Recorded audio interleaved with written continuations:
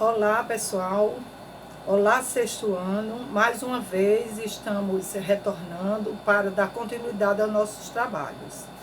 E dessa vez nós iremos falar sobre a Mesopotâmia, que é uma das civilizações considerada berço das civilizações, certo? Então, a gente começa falando da Mesopotâmia, tratando do significado da palavra, da expressão Mesopotâmia, que significa, né, do grego, do latim, terra entre rios.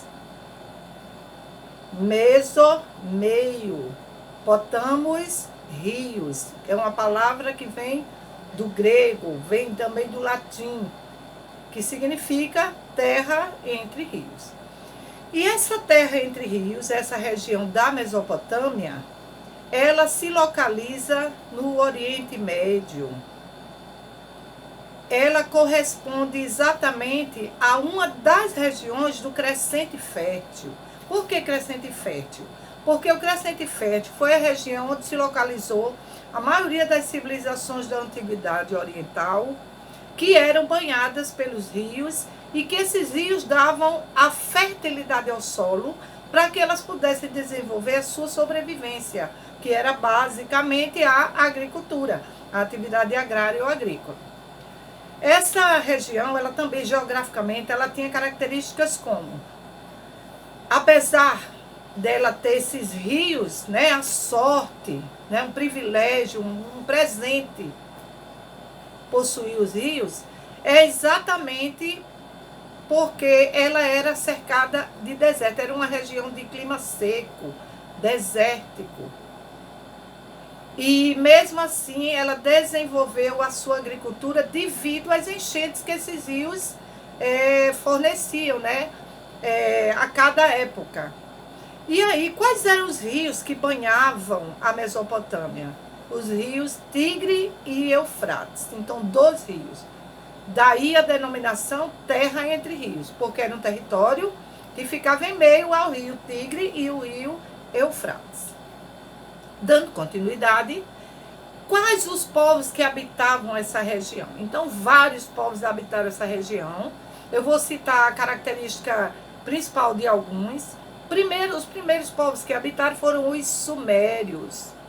Os sumérios, eles habitaram o sul da Mesopotâmia, foram eles que deram a maior contribuição cultural, porque eles desenvolveram a escrita, chamada escrita cuneiforme, porque em forma de cunha, feita na argila, no barro, né, mole, e aí eles pegavam um objeto pontiagudo, faziam os desenhos, os símbolos da escrita que eles iam se comunicar, e à medida que essa argila, né, que esse barro secava, ficava aparecendo os símbolos tanto de um lado como do outro, como a moeda, né, cara e coroa.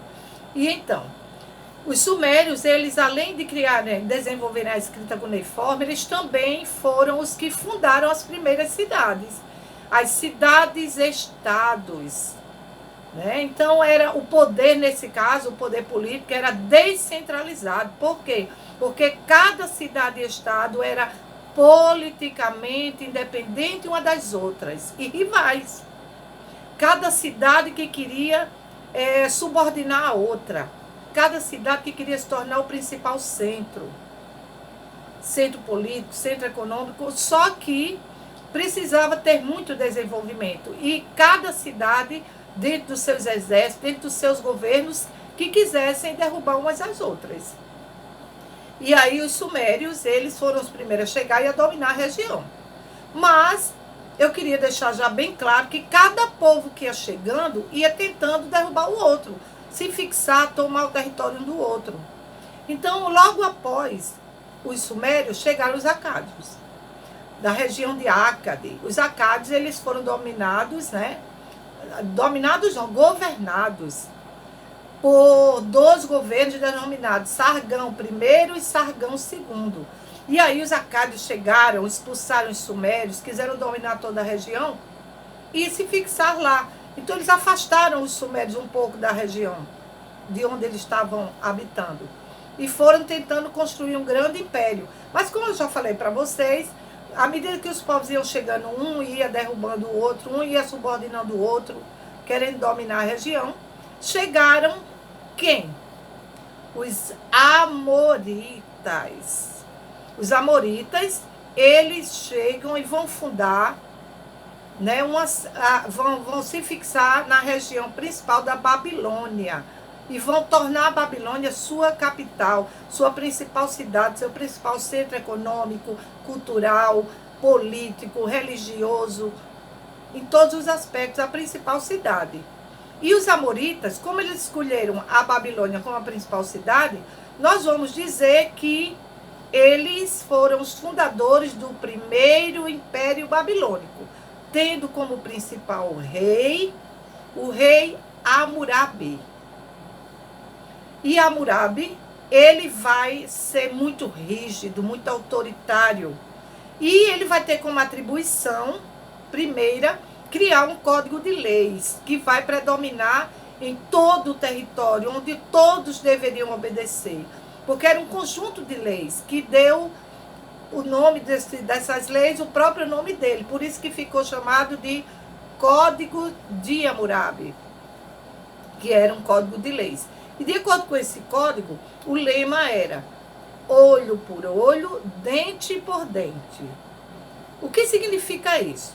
Significa que, inclusive, era baseado numa lei chamada Lei do Talião, que era um jurista. E aí, eles criaram a lei olho por olho, dente por dente, dizendo o seguinte, que o castigo de um criminoso deveria ser igual, deveria ser proporcional ao crime que ele cometesse. Pagar com a mesma intensidade. Então, à medida que os amoritas foram dominando, que fundaram um grande império, o primeiro império babilônico, tendo como fundador desse império e rei Hammurabi, eles também vão ser derrotados por um povo denominado de assírios, que eram habitantes da região de Assur, que significava lugar de passagem. E aí, os assírios, eles se destacaram fundando um grande império. Por quê? Porque eles, pelo próprio nome da região, Assur, lugar de passagem, eles já viviam aterrorizados, amedrontados com invasões, e eles temiam. Então, a partir daí, eles desenvolveram uma característica muito forte. Tornaram-se povos militaristas, guerreiros, mas também muito cruéis, porque eles tratavam os seus invasores, os seus inimigos, aqueles que eles sentiam que ameaçavam o território deles, com muita crueldade, né? Que depois a gente comenta esse tipo de crueldade, certo? Mas que era muito violento. E aí os assírios, quando eles estavam na melhor fase, se sentindo como grande império, chegaram outros povos, os caldeus. Os caldeus, que vêm da região da Caldeia, e aí os caldeus, eles vão fundar também um outro império, que é o segundo império babilônico, o neobabilônico. Por que neo? Novo império babilônico, porque o primeiro império é o velho império que foi fundado por Hammurabi. O segundo império foi fundado pelos caldeus e como fundador e rei Nabucodonosor, que teve como atribuições também ser um rei que pensou em desenvolver o seu império, mas ele também foi autoritário, ele também teve um pouco de crueldade. Ele desenvolveu, sim, ele fez o império se expandir, crescer através dos seus exércitos, ele construiu templos, palácios, ele construiu uma das 7 maravilhas do mundo antigo, como os jardins suspensos da Babilônia, que foi dedicado à esposa dele, mas ele também cometeu algo assim muito cruel, que foi o chamado episódio cativeiro babilônico. O que significa isso?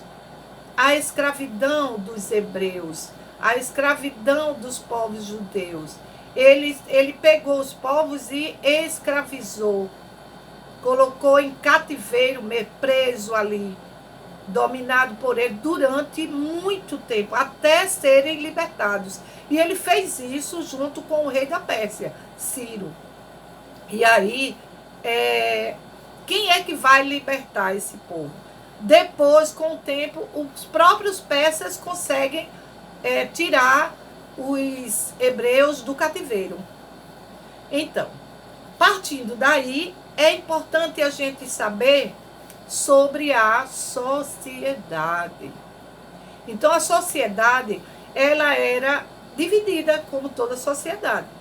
Ela tinha a aristocracia, que eram pessoas livres, comerciantes, sacerdotes, artesãos, entre outros, mas ela também tinha a classe dominada, a classe que produzia, que era submetida às ordens da classe dominante, que tinha os camponeses. Então, já está dizendo, camponês, mostra que economicamente a atividade, a base era a agricultura. A maioria dos povos da Antiguidade Oriental desenvolveram como base da sua sobrevivência a agricultura. Então, além disso, a gente parte do princípio, né, de que a religião. Como era a religião? A religião era politeísta, que significa crença em várias divindades, crença em vários deuses. Deuses que representavam as forças da natureza. Era uma religião animista. Então havia deuses que representavam o céu, que representava a terra, que representava a chuva, o vento, tudo que compõe a natureza tinha uma representação religiosa dentro das crenças mesopotâmicas. Mas também havia a crença em agradar os deuses. Como agradaria os deuses? Fazendo oferendas, fazendo sacrifícios, né? Fala-se em sacrifícios humanos para agradar os deuses. Oferecia-se aos deuses. E outra, faziam magias, dentre outras atividades religiosas. Nós temos também a parte cultural. A parte cultural, que vem ser exatamente o que eles desenvolveram. Então, a gente viu através dos povos sumérios, eles desenvolveram templos, palácios, desenvolveram a escrita cuneiforme. Os templos, eles denominavam de zigurates, que eram templos enormes, gigantes, altíssimos, como uma forma de estarem próximos aos deuses.